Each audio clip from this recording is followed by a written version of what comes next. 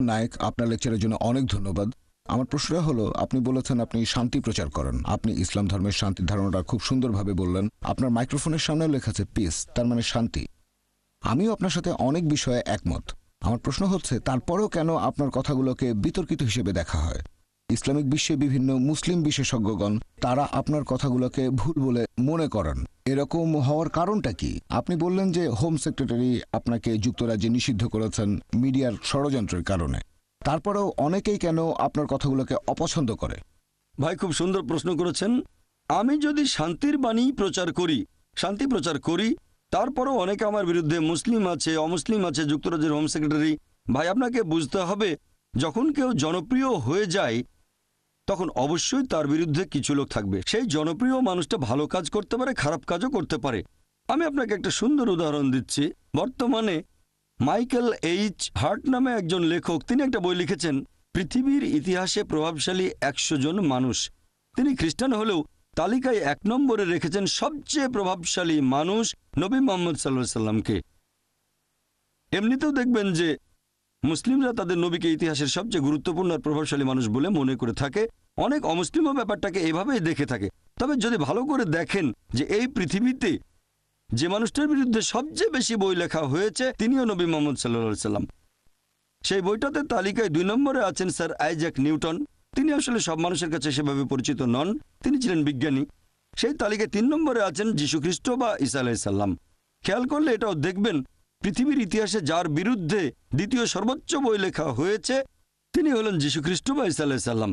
এই বইগুলো দেখে আমি কি এমন সিদ্ধান্ত নেব যে নবী মুহাম্মদ সাল্লাল্লাহু আলাইহি ওয়াসাল্লাম এবং যীশু খ্রিস্ট বা ঈসা আলাইহিস সালাম তারা ভালো মানুষ ছিলেন না?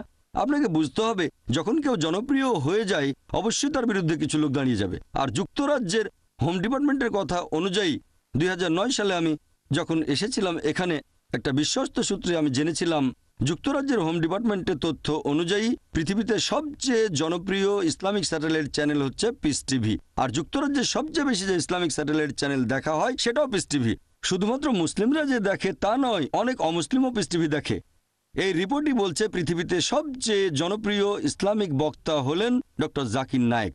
আর যুক্তরাজ্যের সবচেয়ে জনপ্রিয় ইসলামিক বক্তাও ডক্টর জাকির নায়েক। এই কারণে হোম ডিপার্টমেন্ট আমাকে অনুরোধ করেছিল যে আমি সেই মুসলিমদের কাছে পৌঁছাতে পারবো কি না যাদের কাছে ইউকে সরকার পৌঁছাতে পারছে না। তবে এখন সরকার পরিবর্তন হয়েছে আর আমার মনে হয় এটা আসলে একটা রাজনৈতিক পদক্ষেপ, কোনো আইনি পদক্ষেপ নয়।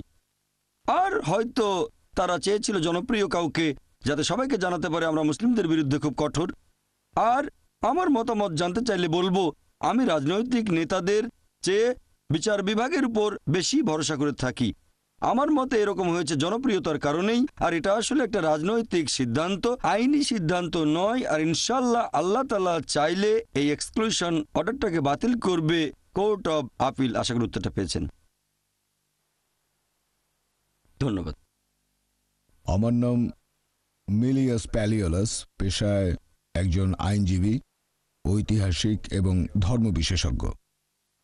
আপনি খুব সুন্দরভাবে ইসলাম এবং কোরআনের বিভিন্ন বিষয় ব্যাখ্যা করলেন। তবে ইহুদি ধর্ম, খ্রিস্টান ধর্ম আর ইসলাম, এই সবগুলো ধর্মই ইব্রাহিমের ধর্মবিশ্বাস। একজন ইহুদিও প্রায় একই রকম কথা বলতে পারবে। আপনি যেসব কথাগুলো বলেছেন উদ্ধৃতি দিতে পারবে কোরআন থেকে, উদ্ধৃতি দেবে তাওরাত এবং তালমুদ থেকে। একজন খ্রিস্টানও আপনার মতোই কথাগুলো বলতে পারবে বাইবেলের ওল্ড টেস্টামেন্ট আর নিউ টেস্টামেন্টের উদ্ধৃতি দিয়ে। আর আমি ঠিক জানি না যে আমরা এভাবে কথাটা বলতে পারি কিনা যে একটা ধর্ম অন্য আরেকটা ধর্মের চাইতে বেশি উন্নত আর সত্যি, আর অন্যান্য ধর্মগুলা মিথ্যা। এভাবে বোধহয় বলতে পারি না। এটার ফলাফল কি হতে পারে? এসব কারণেই একসময় ক্রুসেড হয়েছিল। ইতিহাস বলছে। আপনি সুবিচার আর শান্তির কথা বললেন। পবিত্র বাইবেলেও এই সুবিচার আর শান্তির কথাই অনেক বেশি বলা হয়েছে, অনেক বেশিবার বলা হয়েছে, পবিত্র আত্মার চাইতে অনেক বেশি। আর খ্রিস্টান ধর্মের অনুসারীরাও অনেক শান্তিপ্রিয়। 313 খ্রিস্টাব্দে রোমান সম্রাট তাদের সমর্থন করেন। এখন আপনার কথাগুলোর সাথে ইহুদি বা খ্রিস্টান ধর্মের কথার পার্থক্যটা কি আর তার ফলাফল কি হতে পারে? ভাই খুব সুন্দর প্রশ্ন করেছেন। আমি আপনার সঙ্গে একমত। যদি ইহুদিদের ধর্মগ্রন্থ পড়ে দেখেন, খ্রিস্টান ধর্মগ্রন্থ, সেখানেও দেখবেন শান্তির কথা আছে। আমি আমার কোনো লেকচারে এরকম কথা কখনোই বলিনি যে অমুক ধর্মটা শান্তির বিরুদ্ধে অথবা অমুক ধর্মটা সন্ত্রাসবাদকে সমর্থন করে। আমি বলেছি সবগুলো ধর্মই সন্ত্রাসবাদের বিরুদ্ধে। আমি আমার লেকচারে আরেকটা কথাও বলেছিলাম যে কোরআনের একটা আয়াত সূরা মাইদা অধ্যায় 5 আয়াত 32, এই আয়াতটা খুব জোরালোভাবে বলছে।